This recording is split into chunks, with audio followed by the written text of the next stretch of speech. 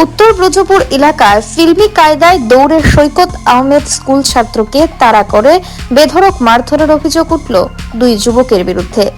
অভিযুক্তরা ওই যুবককে রক্তাক্ত অবস্থায় ফেলে রেখে পালিয়ে যায়। গুরুতর আহত যুবক পার্শ্ববর্তী এক বাড়িতে আশ্রয় নিয়ে কোনো মতে প্রাণ বাঁচান। প্রত্যক্ষদর্শীদের দাবি, আক্রান্ত যুবক স্থানীয় মুসলিম সম্প্রদায়ভুক্ত এবং ঘটনার সময় তিনি একা ছিলেন। আচমকায় দুই যুবক সৈকত আহমেদকে লক্ষ্য করে ধাওয়া করে এবং এরপর রাস্তায় ধরে বেধড়ক মারধর শুরু করে। রক্তাক্ত অবস্থায় যুবকটি পাশের একটি বাড়িতে ঢুকে পড়েন। খবর পেয়ে ঘটনাস্থলে গিয়ে অগ্নি নির্বাপক দপ্তরের কর্মীরা তাকে উদ্ধার করে প্রাথমিক চিকিৎসার ব্যবস্থা করেন। ঘটনার পর এলাকায় চাঞ্চল্য ছড়িয়ে পড়ে। বিশালগড় থানার পুলিশ ঘটনার তদন্ত শুরু করেছে।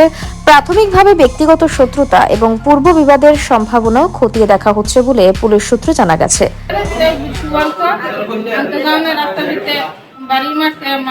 আমি তো বাড়িতে ছিলাম না, বাড়ি কে ছেলেটি কেটা?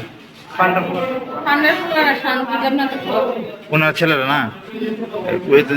আপনার ছেলের নাম কিটা? আমার ছেলের নাম সৈকত আহমেদ। সৈকত কোনটা শহরে?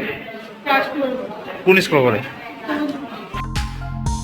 ব্যুরো রিপোর্ট, অবিরাম 24x7।